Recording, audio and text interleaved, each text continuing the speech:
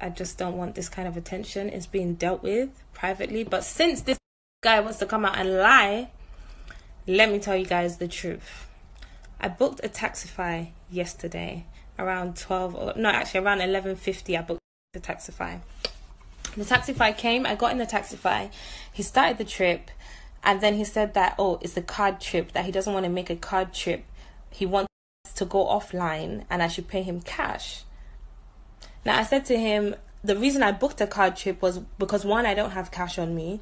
Two, I'm not going to do an offline trip at this time of night. It was like 12 o'clock. I'm not going to do an offline trip. So he goes, oh, I'm not doing, if you're not paying me cash, I'm not doing. So the guy ended the trip, right?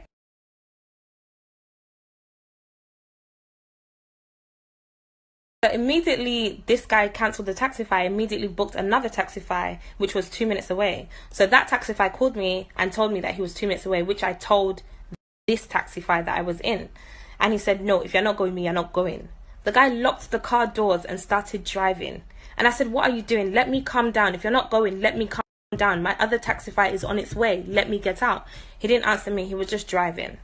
At this point, I didn't think anything was going to happen. I was just thinking, what is this guy really doing? Like, what are you doing? He was just driving, and I was just thinking, okay. Then we got to an untiled road, a dark road, an untiled road, and I thought, okay, do you know, I'm going to record this because this guy could be taking me anywhere. So we got to a gate, a brown gate, and he got out of the car and went to open the gate. So I'm thinking, okay, this guy's going to try and drive me into this gate. I don't know where I am. So I took out the car key from the ignition. I just reached over and took it out just so he can't drive into the compound where we were, because I didn't even know where we were. It was just a random dark road. Uche, see your drivers. He has brought me to an unknown destination. I've asked him to stop the trip. He just drove. Now he gets out of the car. God knows where he's gone. So when he went to open the gate, I had to think fast. So I thought, okay, let me remove the key so he can't drive in. He saw me removing the key. He ran back to the car and opened the back door and literally tried to drag me by my waist. So at this point, I'm lying back on my back trying to kick him off because he's dragging me by my waist. I have my pepper spray in my bag. I reached in my bag. I'm fighting him off and I pepper spray him, which makes him move back a bit. So at this point, I'm trying to get out of the car and he closes the car door on my legs as I'm trying to get out. So he's still holding the car door shut on my legs. At this point, he's pushing the door shut on my legs. So I've had to push against his force to free my legs, but he's still pushing the door shut. So I'm using my feet to try and keep the door ajar. So there's still a gap between where he's pushing and I'm pushing. So I'm still trying to pepper spray him through that gap. And all he's shouting is, I'm going to deal with you, I'm going to deal with you, I'm going to deal with you. And I'm thinking, what the hell? Like, what is happening? It was literally like a film. And then as I'm spraying him, he's like going, oh, you're a ritualist, you're a ritualist. Obviously, he doesn't know what pepper spray is. So he's thinking I'm doing rituals on him. Idiot. Video to follow.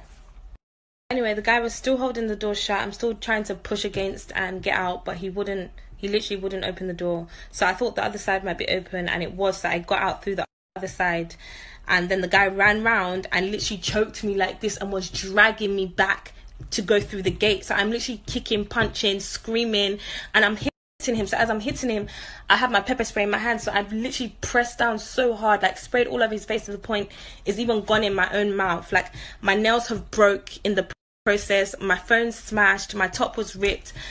So for this guy to come out and say I'm lying, and I have it on video, for him to come out and say it's so evil, and God will punish you and your family. God will really punish you.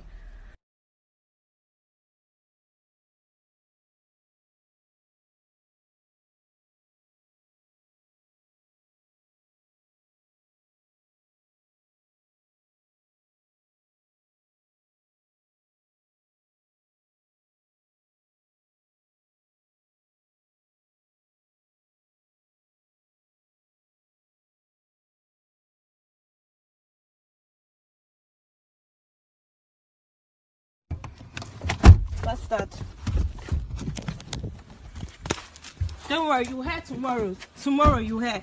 If you should touch me, go. If you should touch me,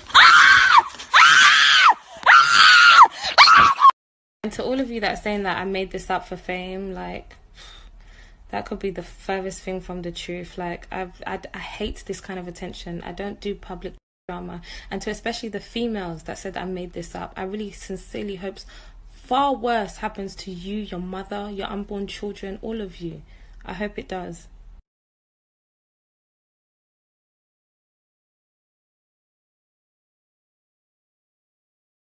There is actually more video footage, but I'm going to save that for court because I'm going to enjoy watching this guy go to prison. And I need to say, Nigerians, we need to do better. Like, the amount of women, especially, that have dragged me saying I'm lying, I made up the story, I couldn't pay for my taxi, all of that.